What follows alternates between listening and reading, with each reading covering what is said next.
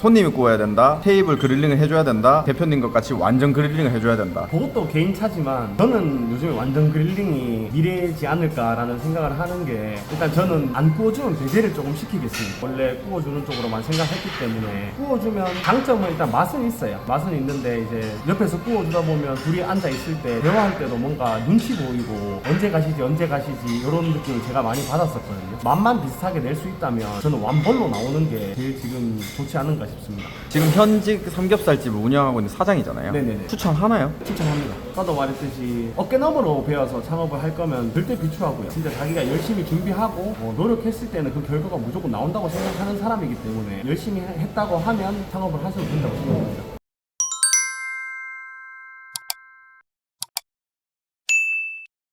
안녕하십니까. 안녕하세요.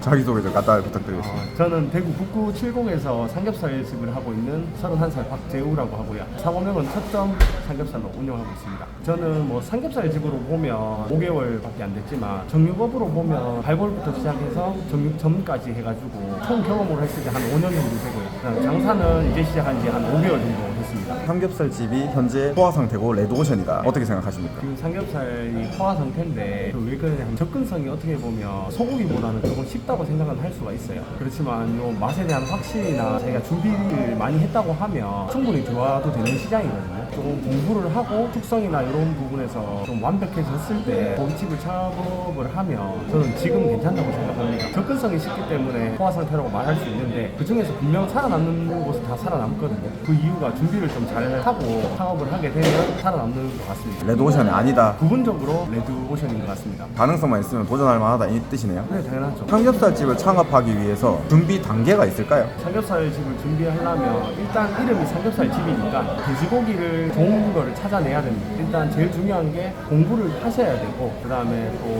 남들이 다 고를 줄 아는 고기가 아니고 자신이 고를 수 있는 고기를 찾아내야 됩니다. 그러려면 일단 충분한 공부를 하고, 그 다음에 유통 쪽으로 넘어가서 매주 이렇게 수급을 받을 수 있는 고기인지 샘플로만 받을 수 있는 고기인지 확인을 해서 저희가 고기가 끊기지가 않게 준비를 잘 해야 되고, 고기를 굽기 위해서는 뭐 2가지 정도가 있는데 숯이랑 전기 그릴 이런 식으로 굽는 방식이 2개가 있어요. 그 방식도 자기가 자기한테 맞는 방식을 선택을 해서 숯으로 하면 어떤 숯을 쓸 건지, 뭐 백탄이나 뭐 비장탄 이런 숯도 잘 알아야 되고요. 전기로 하면 전기로 하는 불판이 어떤 게 있는지도 잘 알아야 하고, 그런 부분을 설정하고 난 다음에 그에 맞는 불판을 또 찾아야 돼요. 밖에 있는 불판이든지 아니면 구멍이 뚫려 있는 불판이든지 무쇠 불판이든지 작은 불판이든지 코팅 불판이든지 이런 거 자기 스타일에 맞춰서 불판 공부도 하셔야 돼요. 그런 게 설정이 되면 냉장고, 요즘에 숙성을 되게 많이 하는데 드라이 에이징, 웨드 에이징, 워터 에이징 이런 걸로 종류를 나눠서 내가 어떤 숙성을 해서 어떻게 교차 숙성을 해서 나갈 건지 그런 부분도 다 공부를 하셔야 돼서 준비가 많이 필요합니다. 고깃집 창업을 하기 위해서는 고깃집에서 일해보는 게 좋다? 안 해도 된다? 저는 무조건 일 조금은 해봐야 된다고 생각합니다. 프랜차이즈 같은 경우에는 교육을 다 나와서 안 배워도 되지만 개인 창업을 하셔야 된다면 무조건 고깃집 가서 어떤 방식으로 흘러가는지, 이 집 고기는 어떤지 저 집 고기는 어떤지 많이들 드셔보셔야 되고, 자기가 원하는 그런 방식으로 사업을 하려 하면 그에 비슷한 곳에 가서 일을 경험을 해봐야지 막상 오픈했을 때 가게가 좀 망하는 게 좀 적을 것 같습니다. 고깃집은 인테리어가 많이 필요하다? 아니다? 그것도 개인 차인 것 같아요. 저희 같은 경우에는 손님들이 오셨을 때 어두운 분위기라서 마음이 편하게 드실 수 있다, 그런 부분도 있고, 밝은 분위기 같은 경우에는 접근성이 쉬워서 그건 자기 스타일에 맞게 하면 될 것 같아요. 손님이 구워야 된다, 테이블 그릴링을 해줘야 된다, 대표님 것 같이 완전 그릴링을 해줘야 된다. 그것도 개인 차지만 저는 요즘에 완전 그릴링이 미래이지 않을까라는 생각을 하는 게, 일단 저는 안 구워주면 배제를 조금 시키겠습니다. 원래 구워주는 쪽으로만 생각했기 때문에 구워주면 장점은 일단 맛은 있어요. 맛은 있는데 이제 옆에서 구워주다 보면 둘이 앉아 있을 때 대화할 때도 뭔가 눈치 보이고 언제 가시지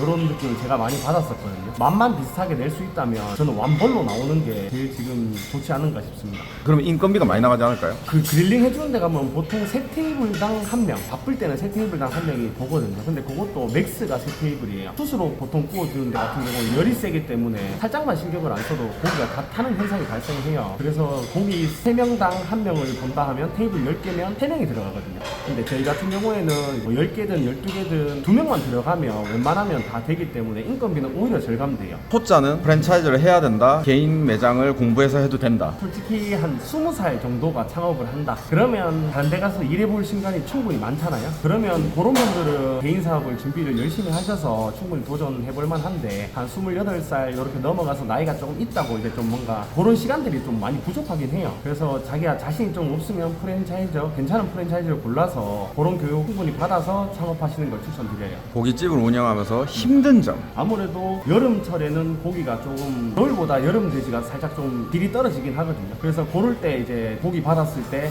좀 스트레스를 많이 받아요. 일정적인 고기를 줘야 되는데 날씨 변화 때문에 고기가 조금 질이 떨어진다고 하면 제가 또 손님한테 구워줬을 때 그런 반응이 안 나오면 어떡할까 이런 고민을 제일 많이 하고 그게 제일 스트레스입니다. 왜 요새 유튜브가 활성화가 잘 돼 있잖아요. 유튜브 보고 삼겹살집 해도 된다 안 된다. 저는 아까 말씀드렸듯이 유튜브만 보고 공부하면 저는 안 된다고 생각하는 위주가 공부는 충분히 되는데 현장 학습이 무조건 필요한 회사인 것 같습니다. 고깃집이. 고깃집 창업하시는 분들이 있다면 고깃집에서 일을 하시거나 아니면 뭐 정육업종에서 일을 많이 하셔가지고 고기에 대해서 좀 진심인 분들이 고깃집 장사를 했으면 좋겠습니다. 그 고기는 그냥 갖다가 구우면 돼요. 근데 사이드 메뉴는 그렇게 하질 못해요. 맞죠. 어떻게 해야 될까요? 창업하기 전에 같은 업종에 가서 제일 많이 먹어보는 게 좋습니다. 거기서 그거를 뺏기라는 기보다는 모방은 창조의 어머니라고 그 업체에서 이런 걸 하지만 나는 살짝 변형해서 또 좀 더 맛있게 만들어서 가게로 이렇게 하면 좋을 것 같습니다. 고깃집을 할 거면 최소 이 정도 평수는 돼야 된다. 제 기준이지만 한 30평 정도는 돼야 먹고 살 만큼 버는 것 같습니다. 작아도 되기는 한데 25평 이상은 넘어야지 동선도 맞고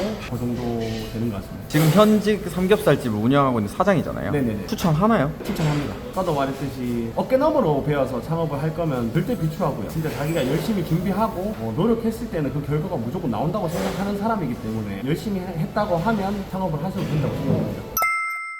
대표님은 고기에 대해 진심이세요? 전 진심입니다. 고깃집 사장은 항상 고기에 진심이어야 될까요? 당연하죠. 이름을 고깃집으로 걸었으면 진심이 아닌 이상은 손님이 그걸 느끼지 못한다고 생각합니다. 단순히 사업수완이 좋아서 장사가 잘 될 수도 있잖아요. 그건 당연하죠. 그것도 당연한데 사업수단이 좋은 것도 맞지만 또 이거에 대한 진심이 있어야지 처음에 오픈했을 때 장사가 안 되더라도 가면 갈수록 손님들이 는다고 생각하거든요. 자신이 열심히 준비하고 창업을 했다 하면 처음에 안 된다고 이렇게 주눅 들지 말고 점점 손님이 더 올 거란 기대감에 그렇게 생각합니다. 준비는 얼마나 하셨어요? 준비는 뭐 정육 시작하면서 제가 원래 고기에 진심이었기 때문에 제가 항상 고깃집을 한다는 생각을 또 가지긴 했었어요. 하면서 테스트도 많이 해봤고 기간으로 따지면 한 3년 정도 생각한 것 같습니다. 삼겹살집은 성수기, 비수기가 따로 있다.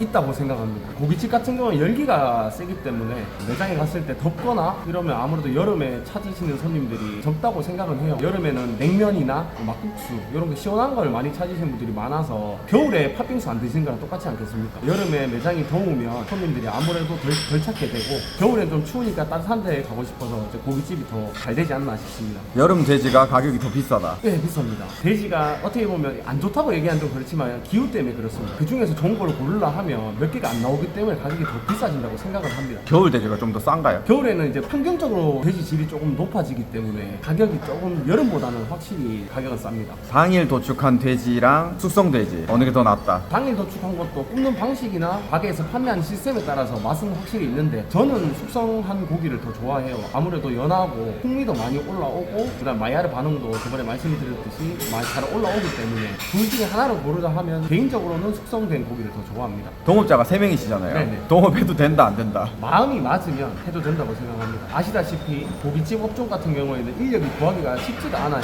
저도 일을 해봤지만 힘들어요. 그 가게의 시스템을 꾸릴 때 만약에 좀 다퉜다, 시작부터 다퉜다, 그럼 절대 시작하지 마십시오. 하면서 서로를 이해하고 서로를 존중하고 했던 사람들이랑은 충분히 동업해도 괜찮다고 생각합니다. 고깃집의 주 매출은 고기다, 주류다.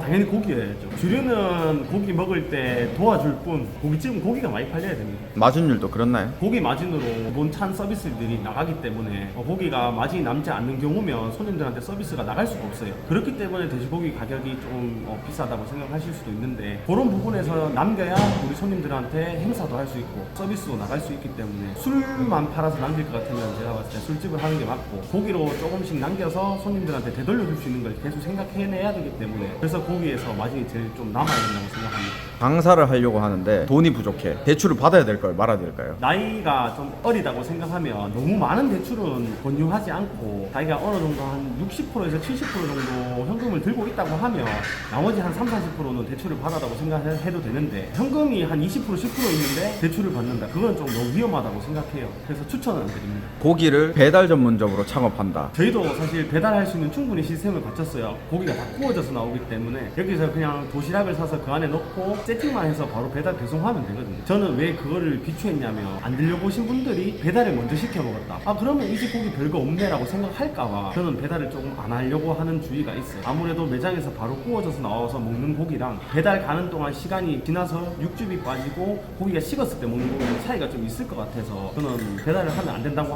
생각하는 주의입니다. 30평 기준 창업 비용은 얼마 정도가 적절할까요? 이게 차이가 좀 있는데 월세 좀 싼 곳에 들어갔으면 1억에 모든 게 다 끝나야 됩니다. 재료 발주부터 시작해서 모든 게 다 끝나야 되고 메인 자리가 들어가면 적어도 한 1억 5천에서 플러스 마이너스 이 정도가 좀 적당하다고 생각합니다. 투자 회수 기간은 얼마 정도로 잡아야 될까요? 옛날에 제가 배울 때는 한 6개월 안에 회수되면 대박이라고 배웠는데 길어도 1년 안에는 회수 무조건 돼야지 장사가 되고 있다고 생각합니다. 코로나 이후로 경제가 완전 꺾이고 있잖아요. 네네네. 실감 나십니까? 확실히 많이 나는 것 같아요. 밖에 나가서 저도 옛날에 어릴 때 많이 술도 마셔보고 했지만 동네에 사람들이 많이 없어요. 동네도 그렇고 뭐 시내 쪽도 그렇고 대구만 살아서 그런지는 잘 모르겠는데 예전에 비해서 확실히 밖에서 드시는 분이나 시간이 늦어지면 사람들이 없는 게 좀 많이 느껴져요.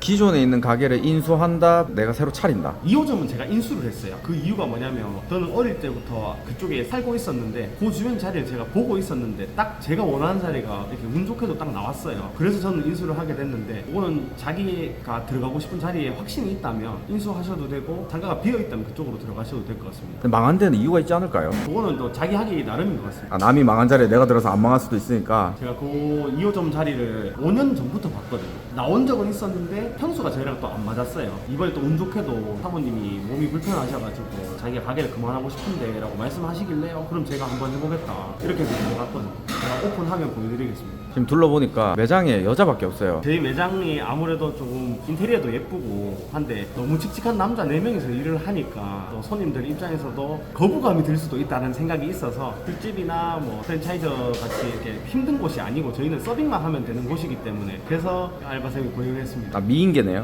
미인계죠. 저희 알바생들 이쁩니다. 고깃집 운영하시면서 네네. 만나본 최고의 진상 최고의 진상. 너무 많은 거예요? 근데 진짜 사실 진짜 없습니다. 진짜 없어요. 그냥 인테리어 분위기 때문에 그런지 모르겠는데 왜 없죠? 오늘 Q&A 해주셨는데 네네. 앞으로의 목표가 있으실까요? 저는 프랜차이저화를 시키는 게 제 목표입니다. 남들이 어떻게 생각할지 몰라도 거기에 되게 진심이고 이 진심을 같이 함께 할 수 있는 점주들이랑 만나서 저만 잘 되는 게 아니고 다 같이 잘 되는 이런 가게를 한번 만들어 보고 싶은 게 제 지금 목표고 꿈입니다. 고깃집을 준비하시는 분들한테 하시고 싶으신 말 있으면 하시면 될 것 같아요. 제가 누누이 말씀드렸지만 준비하시는 분들은 항상 준비가 완벽할 수는 없거든요, 사람이. 그래도 적어도 한 80% 이상은 준비를 해서 20%는 하면서 또 배우는 게 있기 때문에 철저하게 준비를 하고 테스트도 많이 걸치고 했을 때 이제 창업을 좀 하셨으면 좋겠어요. 저도 창업하면서 불판도 한 10번씩 바꾸고 홀에 쓰는 불판도 엄청 많이 바꾸고 이랬는데 그걸 아까워하지 마시고 손해를 보면 나중에 득이 또 생긴다고 생각하거든요. 준비를 철저하게 잘 하셔가지고 창업을 하셨으면 좋겠습니다. 마지막 엔딩을 쳤는데 네네. 댓글에 이런 댓글 달릴 것 같아요. 고기쟁이들 왜 이렇게 금 좋아하냐고. 아 근데 제 몸에는 금이 요거 목걸이밖에 없는데 어머니가 이제 가게 하시면서 제 어머니가 미신을 좀 많이 믿으시거든요. 가게 하면서 남자 몸에 금이 있으면 또 돈이 좀 들어온다는 이런 미신이 있다고 저한테 그냥 한 게 가게 오픈할 때 선물 주셨습니다. 막아버리네 악플을. 불편하시면 빼겠습니다. 수고하셨습니다. 네, 감사합니다.